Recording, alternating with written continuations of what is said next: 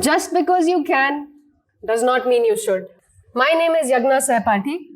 Professionally, I'm a prosthetic makeup artist, which means I can transform people into monsters, aliens, or creatures that only exist in our imaginations. I can also make people look like they're wounded, or make them look like non-human animals, or make somebody look like they're bald. I can also make wigs, by the way.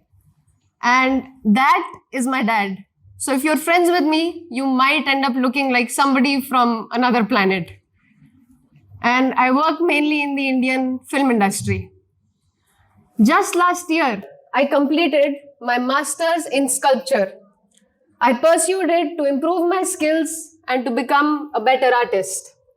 While I was doing my master's, I discovered that there was a huge gotha right in the middle of my college campus.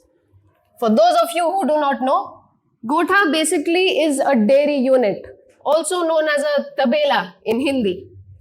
And I was really keen on going in there because a place like this is supposed to have a lot of animals.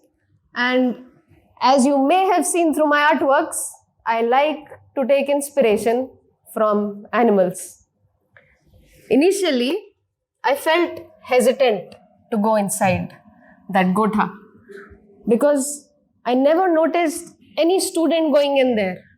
And also because of the stench and suffocation I felt whenever I went near that gotha.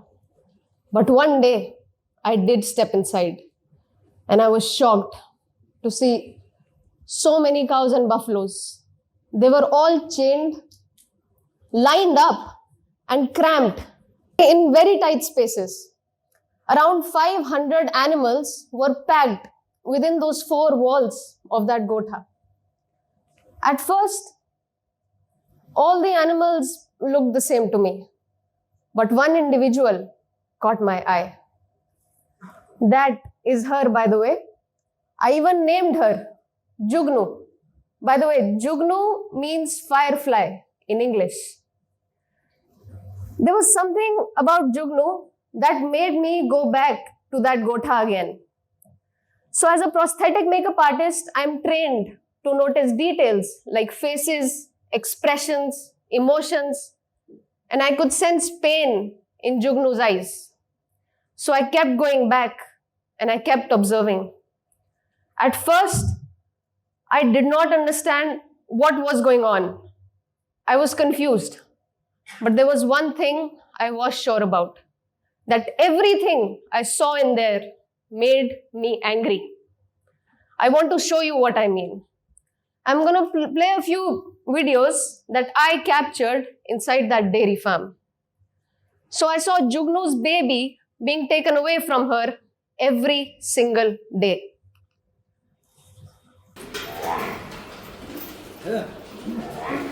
Ooh. भैया रहने दो मारो मत. Another thing I saw her go through every single day was being injected with something. And it wasn't just her, the other cows and buffaloes were treated the same way.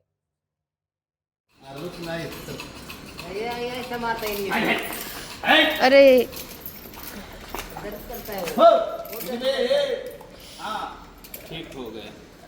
You can clearly see they used to resist, but that did not stop the workers from forcefully injecting them anyways.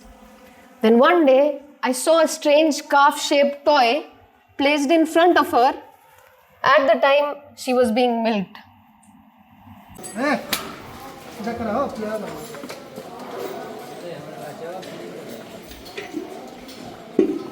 And then another day, probably the day I can never forget, I saw 4 to 5 men.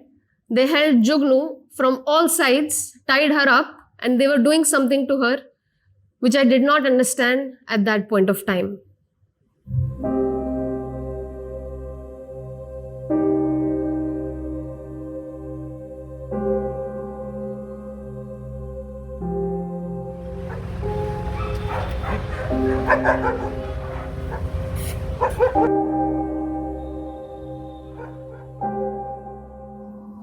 As time passed, I found the answers. But before I share them with you, I would like to speak about something else.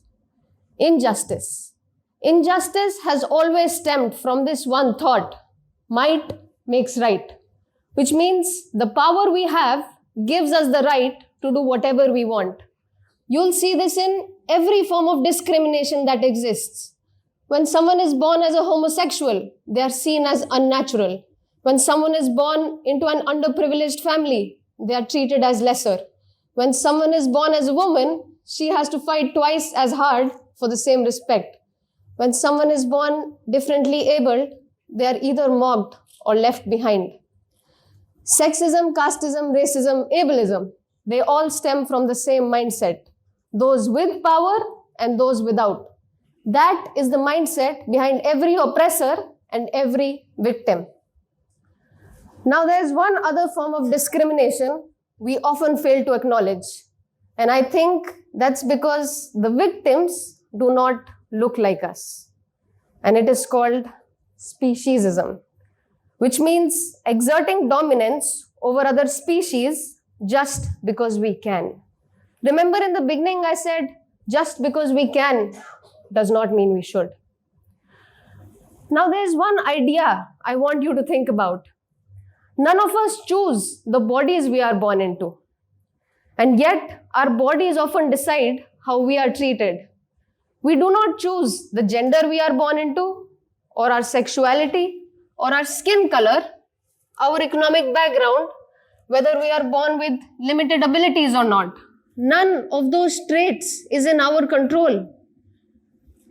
And yet, time and again, these traits are used to justify discrimination and oppression.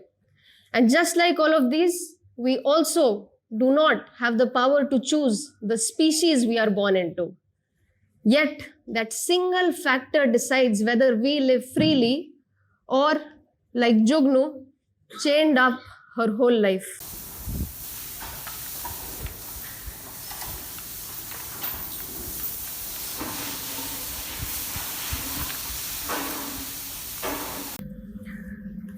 So today, I have a power that through this talk, I'm at a position where I can address all of you. And each of you also holds power. First is the power of choice, to come here, sit and attend this talk. And now that you are here, you can choose to listen to me or not. Before coming here today, each of us made a lot of small choices, like what to eat, what to wear, what kind of shampoo to use. I'm just going to play a short video, which is a glimpse of what an ordinary day looks like for most of us.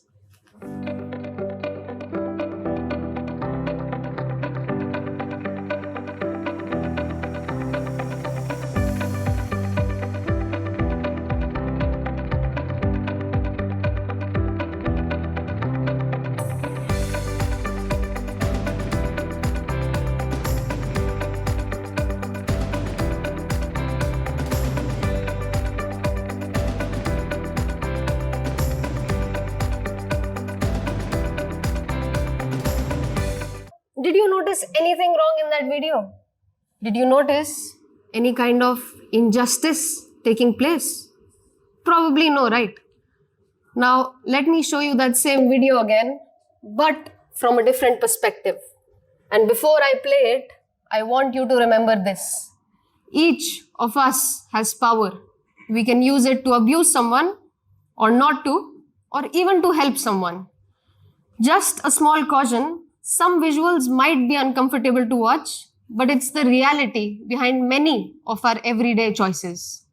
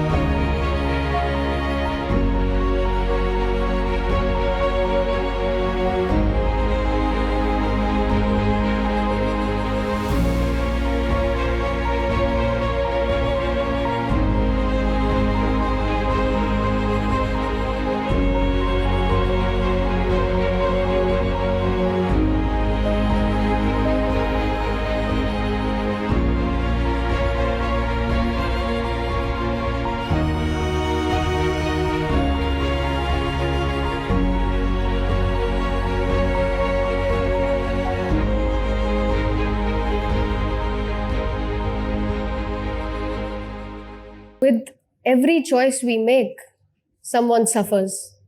Can you see how our everyday choices, like buying products tested on animals, or wearing their skin, hair, feathers, fur, or consuming their dead bodies, their flesh, or their secretions like milk, or excretions like honey or eggs, directly causes oppression? We are the reason billions of animals are bred into existence, forced into a life of suffering, and killed, just so we humans can benefit from their oppression. So I ask you, if you had the choice to stop contributing to their suffering, would you make that choice? Or would you continue to look away from the injustice happening to them? Now, let me return to Jugnu. Remember when I said I did not understand what I saw at first? That day when 4 to 5 men held her down, that process is called artificial insemination, where a human hand is literally forced inside her private parts, followed by a syringe of semen. Imagine if 4 to 5 men held a human woman and did the same. What would we call that? Remember that toy I saw? That is called khal bacha. Khal literally means skin in Hindi language. So, when a baby calf dies in the dairy industry, the mother suddenly has no baby to feed, but a mother's body only produces milk for her child. So, what do dairy farmers do? Because they want to extract milk and sell it to us. They take the dead baby's skin, stuff it, and place it in front of the mother. And at that moment, when the mother feels the loss of her child, they squeeze her udders and steal the milk. Imagine, we make a mother feel the loss of her child over and over again. Remember those injections I saw? That is called oxytocin.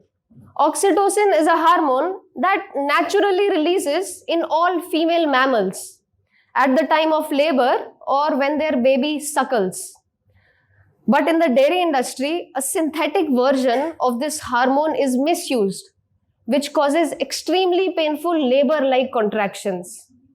So imagine we make a female experience labor pain every single day just so we can steal the milk a mother tries to hold back for her child.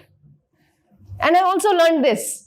If a calf is born as a male, he's usually taken away and killed. He's only valued for his flesh and skin because he cannot produce milk. Jugnu's last baby was a male, and he too was taken away. So now I ask you, now would any one of you even think of trading places with Jugnu or with any of the animals you saw in the video? No, right?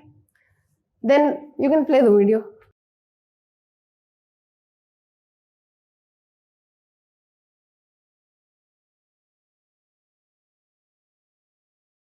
Then why do we continue to oppress animals who are sentient, who feel pain and emotions just like us?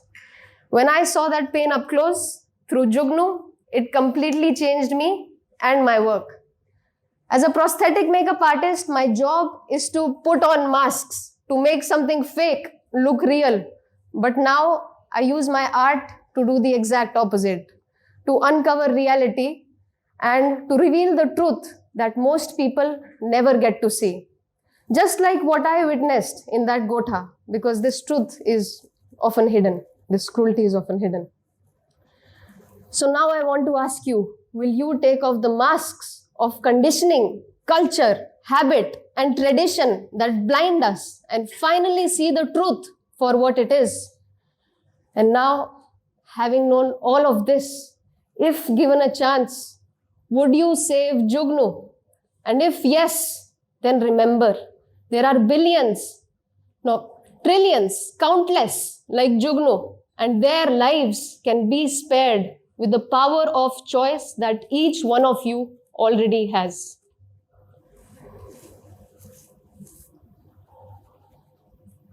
Yeah, I'm done.